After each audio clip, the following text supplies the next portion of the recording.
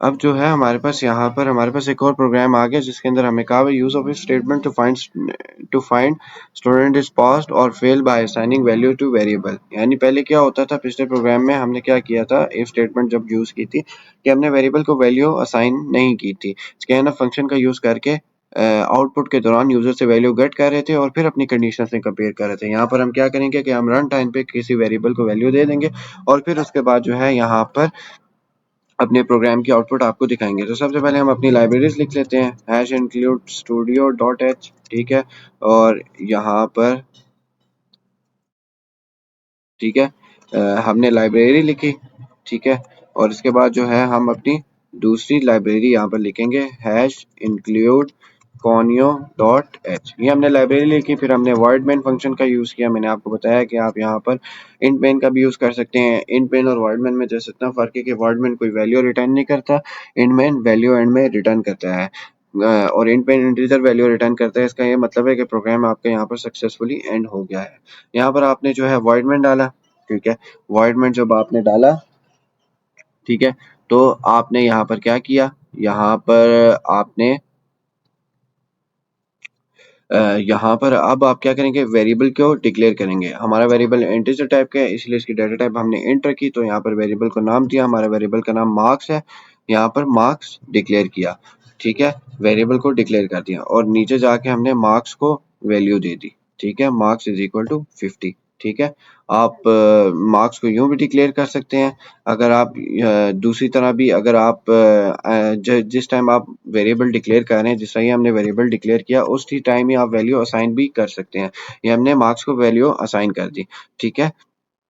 और यहाँ पर फिर अब हम यहाँ पर कंडीशन लगाएंगे। हमने यहाँ पर इफ स्टेटमेंट का यूज किया, हमने यहाँ पर कंडीशन लगाई, वेरिएबल का नाम क्या है, मार्क्स। अगर मार्क्स ग्रेटर देन जो है 40 है तो यहाँ पर क्या प्रिंट कर दे, यहाँ पर हमें प्रिंट कर दे के प्रिंट एफ, ठीक है। प्रिंट एफ का हमने यहाँ पर यूज किया, कॉन्ग्रेचुलेशंस यू हैव पास्ड, ठीक है। और यहाँ पर हमने इन्वर्टेड कॉमा क्लोज कर दिया।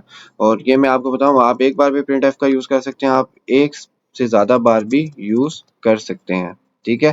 जिस तरह हमने द एग्जाम को बाद में लिख दिया, ठीक है, और यहाँ पर ब्रैकेट बंद कर दी। और स्लैश एन का आपने यूज हमेशा करना है क्योंकि नेक्स्ट लाइन में आपका कंटेंट लिखा जाए स्लैश एन का, इसीलिए यूज होता है, ठीक है। जब आप स्ट्रिंग लिख रहे हो तो आपने स्लैश एन का लाजमी यूज करना है। तो हमने ये स्ट्रिंग टेक्स्ट लिख दिया और यहाँ पर एंड में हमने सेमीकोलन लगा दिया और एंड में ब्रैकेट बंद कर दी। इसी तरह एल्स की स्टेटमेंट भी बनाएंगे। एल्स की स्टेटमेंट बल्कि हम इफ स्टेटमेंट का यहाँ पर यूज कर रहे हैं इसीलिए एल्स की नहीं बनाएंगे। अगर मार्क्स ग्रेटर देन 40 है तो पास एग्जाम जो है पास हो गया, ठीक है। अब इस प्रोग्राम की आउटपुट हमारे पास क्या होगी, आउटपुट कुछ यूं होगी, क्योंकि मार्क्स जो है हमारे पास 50 थे, ठीक है। तो यहाँ पर हमें मैसेज क्या आ जाएगा, कॉन्ग्रेचुलेशंस यू हैव पास्ड। और द एग्जाम हमारा नेक्स्ट लाइन में, क्योंकि हमने दो प्रिंट एफ स्टेटमेंट यूज की थी। द एग्जाम को हमने नेक्स्ट लाइन में लिखा था, स्लैश एन का यूज किया था ताकि अगला कंटेंट हमारा नेक्स्ट लाइन में है।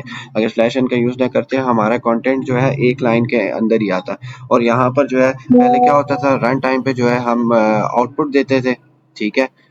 रन टाइम के अंदर जो है पहले हम क्या करते थे, रन टाइम के अंदर हम अच्छा पहले हम क्या करते थे, पहले जो है हम रन टाइम के अंदर जो है हम आउटपुट देते थे, ठीक है।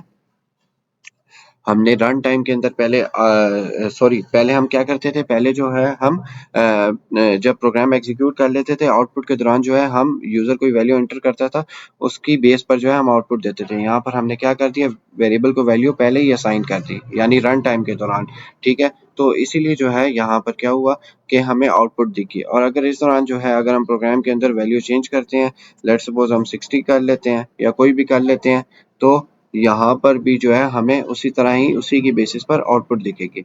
बट पहले प्रोग्राम जो हम करते थे उसमें क्या होता था कि जब हम आउटपुट देते थे, आउटपुट के जब प्रोग्राम एग्जीक्यूट होता था एग्जीक्यूशन के दौरान यूजर जो भी वैल्यू एंटर करता था उसकी बेसिस पर आउटपुट आती थी।